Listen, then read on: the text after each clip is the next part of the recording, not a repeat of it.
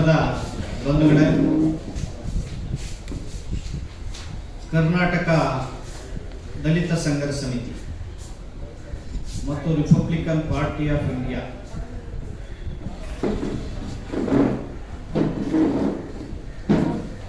ಇದೇ ತಿಂಗಳು 9ರಂದು ಅಂದರೆ 9/9/2024 ರಾಜ್ಯದ ಎಲ್ಲ ಜಿಲ್ಲೆಗಳಲ್ಲಿ 31 ಜಿಲ್ಲೆಗಳಲ್ಲೂ ಬೃಹತ್ ಪ್ರತಿಭಟನಾ ಕಾರ್ಯಕ್ರಮವನ್ನು ಆಯೋಜಿಸಿದೆ.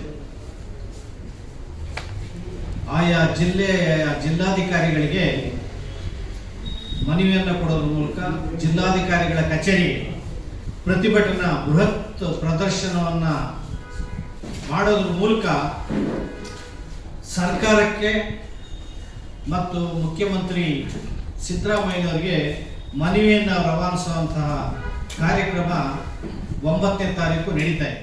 ಪಾರ್ಕ್ನಿಂದ ಮುಖ್ಯಮಂತ್ರಿಗಳ ನಿವಾಸಕ್ಕೆ ಬೃಹತ್ ಪ್ರತಿಭಟನಾ ರ್ಯಾಲಿಯನ್ನು ಆಯೋಜಿಸಿದೆ. ಸುಪ್ರೀಂ ಕೋರ್ಟ್ನ 7 ಜನ ನ್ಯಾಯಾಧೀಶರ ಪೀಠ, ಸಂವಿಧಾನ ಪೀಠ ತೀರ್ಪನ್ನು ಪ್ರಕಟಿಸಿದೆ. ತೀರ್ಪನ್ನು ಪ್ರಕಟಿಸಿ 1 ತಿಂಗಳ ಮೇಲೆ 1 ದಿನ ಆಗಿದೆ.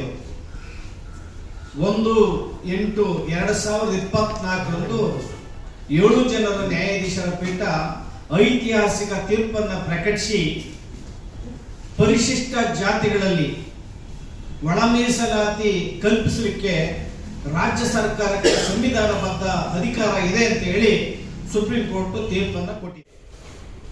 ಈ ಬಡತನ ನಿವಾರಣೆಗೆ ಯಾವುದೇ ಒಂದು ಕವಡೆ ಕಾಸಿನಷ್ಟು ಕಿಮ್ಮತ್ತನ್ನ ಈ ಸರ್ಕಾರ ಕೊಡ್ತಾ ಇಲ್ಲ. ಉದಾಹರಣೆಗೆ ಸಿದ್ದರಾಮಯ್ಯನವರ ಸರ್ಕಾರ ಪರಿಶಿಷ್ಟ ಜಾತಿಗಳ ಅಭಿವೃದ್ಧಿಗೆ ಇಟ್ಟಂತ ಹಣ ಏನಿದೆ, SC ST TST ಹಣ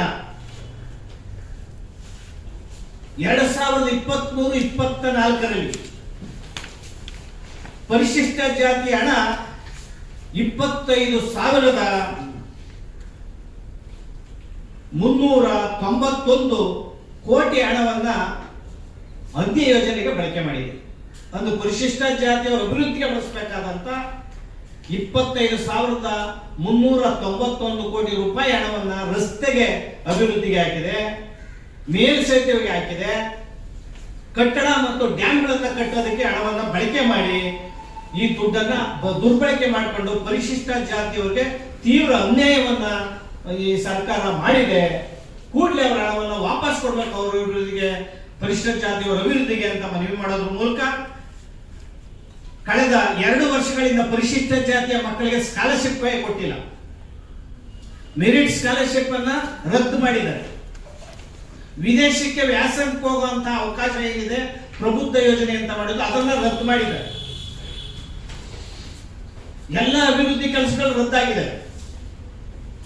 ಯಾವುದೇ ಕಾಮಗಾರಿ ಕೆಲಸಗಳು ನಡೀತಾ ಇಲ್ಲ. ಪರಿಶಿಷ್ಟ ಜಾತಿಗಳ ಮಕ್ಕಳು ಶಾಲೆಗಳನ್ನ ಬಿಟ್ಟು ಹೋಗ್ತಾ ಇದ್ದಾರೆ, ಡ್ರಾಪ್ ಔಟ್ ಆಗ್ತಾ ಇದ್ದಾರೆ. ಇದರ ಬಗ್ಗೆ ಸರ್ಕಾರದ ಗಮನಕ್ಕೆ ತಂದ್ರೆ ಸರ್ಕಾರ ಯಾವುದೇ ಗಮನವನ್ನ ಕೊಡ್ತಾ ಇಲ್ಲ.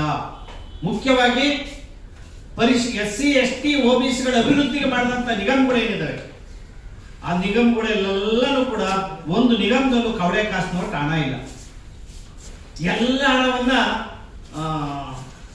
ಇವರು ಬೇರೆ ಬೇರೆ ಯೋಜನೆಗಳಿಗೆ ಬಳಸಿ ಮತ್ತೆ ಹಣವನ್ನೇ ಕೊಡ್ಲಾಗದೆ ಇಡೀ ನಿಗಮಗಳನ್ನ ಖಾಲಿಗೊಳಿಸ್ತಾ ಇದ್ದಾರೆ. ಒಂದು ಪರ್ಬಾತ್ ಆಗಿದೆ ಸರ್ಕಾರ. ಸರ್ಕಾರದಲ್ಲಿ ಹಣ ಎಲ್ಲೂ ಹೋಯಿತು, ಏನಾಯಿತು ಅನ್ನೋ ಅನುಮಾನ, ದಟ್ಟ ಅನುಮಾನ ಇವತ್ತು ಕಾಡ್ತಾ ಇದೆ. ಯಾವುದೇ ನಿಗಮಗಳಲ್ಲಿ ಹಣ ಇಲ್ಲ, ತೀವ್ರ ಭ್ರಷ್ಟಾಚಾರ, ಪರಿಶಿಷ್ಟ ಜಾತಿ ಅಭಿವೃದ್ಧಿಗಳಂತೂ ನಡೀತಾನೆ ಇಲ್ಲ. ಮಕ್ಕಳುಗಳು ಶಾಲೆ ಬಿಟ್ಟಿದ್ದಾರೆ, ಹಾಸ್ಟೆಲ್ಗಳು ಸರಿಯಾಗಿ ನಡೀತಾ ಇಲ್ಲ, ಹಾಸ್ಟೆಲ್ಗಳನ್ನು ಸರಿಯಾಗಿ ಊಟ ಕೊಡ್ತಾ ಇಲ್ಲ. ಈ ರೀತಿಯ ದೌರ್ಜನ್ಯ ಮತ್ತು ನಿರ್ಲಕ್ಷ್ಯತೆ ಮತ್ತು ಭ್ರಷ್ಟಾಚಾರ ಇನ್ನೊಂದು ಕಂಡರಿಯದ ರೀತಿಯಲ್ಲಿ ನಡೀತಾ ಇದೆ. ಆದ್ದರಿಂದ ಇದೆಲ್ಲವನ್ನು ಖಂಡಿಸಿ ನಾವು ಇದೇ ತಿಂಗಳು 9ನೇ ತಾರೀಕು ಇಡೀ ರಾಜ್ಯಾದ್ಯಂತ ಬೃಹತ್ ಹೋರಾಟವನ್ನು ಮಾಡ್ತೇವೆ. ಇದೇ ನಿರ್ಲಕ್ಷ್ಯತೆ ಇದೇ ರೀತಿಯ ಪರಿಶಿಷ್ಟ ಜಾತಿಯ ವಿರೋಧಿ ನಿಲುವನ್ನ ತಾಳಿದರೆ ಸರ್ಕಾರದ ವಿರುದ್ಧ ಪ್ರತಿ ಹಳ್ಳಿಗಳಲ್ಲಿ ತಾಲೂಕುಗಳಲ್ಲಿ ನಾವು ಉಗ್ರ ಹೋರಾಟವನ್ನ ಜನಾಂದೋಲನ ಕಾರ್ಯಕ್ರಮವನ್ನ ಮಾಡ್ತೇವೆ. ಮತ್ತೊಂದು ಎಚ್ಚರಿಕೆಯನ್ನು ಸರ್ಕಾರ ಕೊಡ್ತಾ ಇದ್ದೇವೆ. ಏನು ಉಪಚುನಾವಣೆ ಬರ್ತಾ ಇದೆ, ಮೀಸಲಾತಿ ವರ್ಗೀಕರಣ ಮಾಡದೆ ಹೋದ್ರೆ ಯಾವುದೇ ಪಕ್ಷಕ್ಕೆ ಮತ ಹಾಕ್ಸಕ್ಕೆ ಬಿಡಲ್ಲ. ಇಡೀ ಚುನಾವಣೆಯನ್ನು ಬಹಿಷ್ಕಾರ ಮಾಡುವಂತ ಕೆಲಸಗಳನ್ನ ನಾವು ಮುಂದಾಗಬೇಕಾಗ್ತದೆ ಅಂತ ಈ ಮೂಲಕ ಎಚ್ಚರಿಕೆಯನ್ನ DSS ಮತ್ತು RPB ಸರ್ಕಾರಕ್ಕೆ ಕೊಡ್ತಾ ಇದೆ. ಏನು ಸಿದ್ದರಾಮಯ್ಯನವರ ಸರ್ಕಾರ ಇವತ್ತು ಆಡಳಿತಕ್ಕೆ ಬಂದಿದೆ. ಈ ಆಡಳಿತಕ್ಕೆ ಬರೋದಕ್ಕೆ SC ST OBCಗಳು ಏನಿದ್ದಾರೆ, ಪ್ರಗತಿಪರ ದಲಿತ ಸಂಘಟನೆಗಳು, ರೈತ ಸಂಘಟನೆಗಳು ಎಲ್ಲನೂ ಕೂಡ ಒಟ್ಟಾಗಿ ಹಳ್ಳಿಗಳಲ್ಲಿ ಕೆಲಸ ಮಾಡಿ ಸರ್ಕಾರವನ್ನು ತಂದ್ವಿ. ಈ ಸರ್ಕಾರ ತರಲಿಕ್ಕೆ ಕಾರಣ ಬಿಜೆಪಿ ಅವರು ಸಂವಿಧಾನವನ್ನು ಬದಲು ಮಾಡಿಬಿಡ್ತಾರೆ ಅಂತ ಒಂದು ಸುಳ್ಳು ಸುದ್ದಿಯನ್ನು ಹಬ್ಬಿಸಿದ್ರು. ಗಾಬರಿಯಿಂದ ಜನ ನಾವೆಲ್ಲ ಹೋರಾಟವನ್ನ ಮಾಡಿ ಈ ಸರ್ಕಾರಕ್ಕೆ ಮತವನ್ನು ಕೊಟ್ರೆ ಅದಕ್ಕಿಂತ ಒಂದು ಹೆಜ್ಜೆ ಮುಂದೆ ಹೋಗಿ ಇವರು ಪರಿಶಿಷ್ಟ ಜಾತಿಯವರ ಹಣ ಮಿಶ್ರು ಭ್ರಷ್ಟಾಚಾರ, ಮತ್ತೆ ಅವರಿಗೆ ಅನ್ಯಾಯ, SC ST OBCಗಳಿಗೆ ಅನ್ಯಾಯ, ಈ ರೀತಿಯ ಅನ್ಯಾಯವನ್ನ ಮುಂದುವರಿಸಿಕೊಂಡು ಹೋಗಿದ್ದಾರೆ. ಕಾಂಗ್ರೆಸ್ ಸರ್ಕಾರ ಎಂದೂ ಕೂಡ ಮೀಸಲಾತಿ ವರ್ಗೀಕರಣದಲ್ಲಿ ಇವರ ವಿರೋಧ ಇದೆ. ಇಡೀ ಎಲ್ಲ ಭಾರತದಲ್ಲಿ ಎಲ್ಲ ರಾಜ್ಯದಲ್ಲೂ ಕೂಡ ಕಾಂಗ್ರೆಸ್ ಸರ್ಕಾರ ಭಿನ್ನವಾಗಿ ಪರಿಶಿಷ್ಟ ಜಾತಿ ವರ್ಗದ ವಿರುದ್ಧ ನಡ್ಕೊಂತ ಇದೆ. ಕಾರಣ ಅದು ಯಥಾಸ್ಥಿತಿವಾದ, ಪೂರ್ವಗ್ರಹ ಪೀಡಿತವಾದ, ಮೃದು ಕೋಮುವಾದಿಯ ತನ ಕೋಮುವಾದಿಗಳನ್ನು ವಿರೋಧ ಮಾಡೋದು ತಾನೇ ಕೋಮುವಾದಿ ಆಗೋದು, ಜಾತಿವಾದಿಗಳನ್ನು ವಿರೋಧ ಮಾಡೋದು ತಾನೇ ಜಾತಿವಾದಿ ಆಗೋದು, ಭ್ರಷ್ಟಾಚಾರಗಳನ್ನು ವಿರೋಧಿ ಮಾಡೋದು ತಾನೇ ತೀವ್ರ ಭ್ರಷ್ಟಾಚಾರ ಆಗುವಂತ ಕೆಲಸವನ್ನ ಮಾಡ್ತಾ ಇದೆ. ಆದ್ದರಿಂದ ನಾನು ಒತ್ತಾಯ ಮಾಡ್ತಾ ಇದ್ದೇನೆ, ಕೂಡಲೇ ರಾಹುಲ್ ಗಾಂಧಿ ಅವರು ಮಧ್ಯಪ್ರವೇಶಿಸಬೇಕು, ಸೋನಿಯಾ ಗಾಂಧಿ ಅವರು ಮಧ್ಯಪ್ರವೇಶಿಸಬೇಕು, ಮಲ್ಲಿಕಾರ್ಜುನ ಪರವಾಗಿದ್ದೀರಿ ನೀವು ಅಂತ ನಾವು ತಿಳ್ಕೋಬೇಕಾಗ್ತದೆ. ದೌರ್ಜನ್ಯಗಳು ಜಾಸ್ತಿ ಆಗಿದ್ದಾವೆ ಸಿದ್ದರಾಮಯ್ಯನವರ ಆಡಳಿತದಲ್ಲಿ. ಕಾಂಗ್ರೆಸ್ ಆಡಳಿತ ಬಂದ ಮೇಲೆ ದೌರ್ಜನ್ಯಗಳು ಜಾಸ್ತಿ ಆಗಿದ್ದಾವೆ. 20 ಜಿಲ್ಲೆಗಳಲ್ಲಿ ಸಾಮಾಜಿಕ ಬಹಿಷ್ಕಾರ ಇದೆ. ಅನೇಕ ಕೊಲೆಗಳು, ಪರಿಶಿಷ್ಟ ಜಾತಿಯ ಕೊಲೆಗಳು ನಡೆದಿದೆ. ಹೆಣ್ಣು ಮಕ್ಕಳ ಅತ್ಯಾಚಾರಗಳು ಬೀದಿಗಳಲ್ಲಿ ಆಗ್ತಾ ಇದೆ. ಕಾನೂನು ಸುವ್ಯವಸ್ಥೆ ಕುಸಿದಿದೆ. ಕಾಂಗ್ರೆಸ್ ಬಿಜೆಪಿ ಜನತಾದಳದ ಪಕ್ಷ ಏನಿದಾವೆ ಮುಖಂಡರುಗಳು, ಅವರಿಗೆ ಯಾವುದೇ ಪ್ರಬುದ್ಧತೆ ಇಲ್ಲ, ಮೌಲ್ಯಾಧಾರಿತ ರಾಜಕಾರಣ ಗೊತ್ತಿಲ್ಲ, ಅವರು ಕಾನೂನು ಕೂಡ ಸರಿಯಾಗಿ ಓದ್ಕೊಂಡಿಲ್ಲ. ಬಾಯಿಗೆ ಬಂದಂಗೆ ಮಾನವನ ಮೀರಿ ಮಾನನಷ್ಟಾಗೋ ಮಟ್ಟಕ್ಕೆ ಮಾತುಗಳನ್ನು ಆಡ್ತಾರೆ. ಆ ಮಾತಿನಲ್ಲಿ ಯಾವುದೇ ವಿಚಾರಗಳಿರಲ್ಲ. ಈ ರಾಜ್ಯವನ್ನ ಒಂದು ಸಬಲೀಕರಣದ ಕಡೆ ಕೊಂಡೊಯ್ಯುವಂತ ಮಾತುಗಳಿಲ್ಲ. ವೈಯಕ್ತಿಕ ಮಾತುಗಳನ್ನು ಆಡ್ಕೊಂಡು ಕಾಂಗ್ರೆಸ್ ಬಿಜೆಪಿ ದಳ ಒಬ್ಬರಿಗೊಬ್ಬರು ಜಂಗಿ ಕುಸ್ತಿಯನ್ನ ಮಾಡ್ಕೊಳ್ಳೋದ್ರ ಮೂಲಕ ರಂಗಿನ ಭಾಷಣಗಳನ್ನ ಮಾಡ್ಕೊಳ್ಳೋದ್ರ ಮೂಲಕ ವೈಯಕ್ತಿಕ ದ್ವೇಷ, ಜಿದ್ದು, ರಾಗ ಇದರಲ್ಲಿ ಮಂದಿ ಮುಂದುವರಿತಾ ಇದ್ದಾರೆ. ರಾಜ್ಯದಲ್ಲಿ ಮಳೆ ಬಿದ್ದು ಅನೇಕ ಜನರು ಕೊಚ್ಕೊಂಡು ಹೋಗ್ತಾ ಇದ್ದಾರೆ.